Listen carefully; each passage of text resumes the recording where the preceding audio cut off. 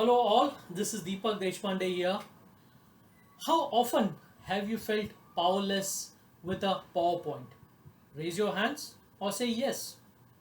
I certainly have felt powerless while using a PowerPoint. And the feeling is quite strange. It is as if you have a point in which there is no power and even a PowerPoint presentation is not helping you make that point effectively.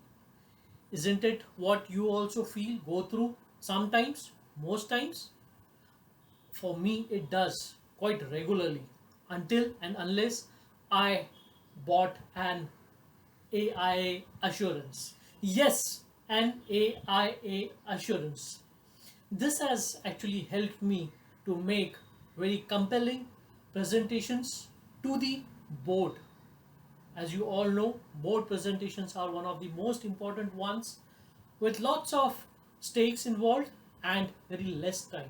So how have I used AI assurance to make a compelling board presentation? Okay, so for me, a compelling board presentation is something which keeps the board engaged and helps me to get a decision or at least a way forward in less than 20 minutes. That is because the time available with the board is very, very precious. So the time we get is 20 minutes. So maybe the entire hard work for 6 months, for a year, has to be presented to the board in such a manner that you get the decision that you'd want to get. And that is where the AIA assurance is what I have used. Okay, so here it is. AIA. Attention, intention, interpretation, intensity, and action. So let's look at each one of those. We all know action and intention are mechanics of manifestation. In any place, even now, when you are watching me, you are having an intention and you are having an attention. Similarly, any meeting that we go to, we will be having people who will be having an intention of being over there, intention of everything which is brought up for discussion, and their attention to intention. So, as a presenter, as a leader, I need to be very aware of the attention, intention, importance. And it's quite possible that low attention, low intention would definitely means this is not the right place to make a presentation. We need to take a break. High attention, low intention means the priorities are not right. And low attention, high intention means we need to bring focus back to the discussion. And the ideal sweet spot is high attention and high intention. So, how do we get this high attention, high intention? For intention, we need to focus on the key themes, the themes which are really important for not you, but all those who are present in the workshop or in the meeting. Hence, the audience is important. Second, once we see the audience is important, the second most important thing is what is important for the audience. How do you get the attention? Of course, apply the 2020 rule, apply aspects like Area 47.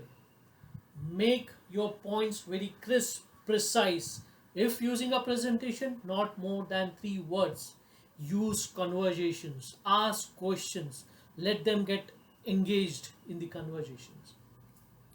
And most important, I, as a presenter, need to be aware of my own attention as well as intention of myself and the board, all the people around over here. And that is attention, intention. Moving on, the second aspect I of AIA is interpretation and intensity. We all know that any meeting we all come with different areas, lots of diversity that we bring in. We all have different days. Somebody would have a great day in the morning, some may not, and hence we bring in different moods to the table, and hence the interpretation of what has been put in might vary from person to person. So it's important to know and understand what is the common minimum understanding of everybody in the room over there. So, can I bring in profound understanding by using MISI? MESI. You might ask, what is MESI? How is it going to help us? It is mutually exclusive, collectively exhaustive, and that is what happens in a meeting.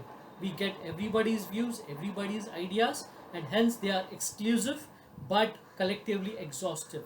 Need to keep that particular understanding when we look at interpretation and intensity.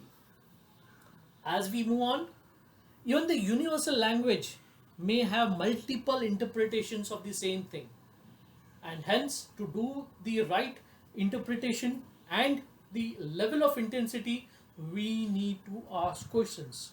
The questions which would lead to reflection, which would lead to introspection. Questions like, what if? You need to explore on the aspects of a pain or a gain that your proposal is going to get to the board.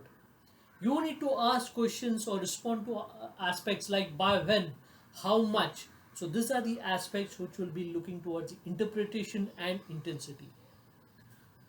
Moving on, the aspects which play a very important role are the priorities. Where would you start from? What, how, why?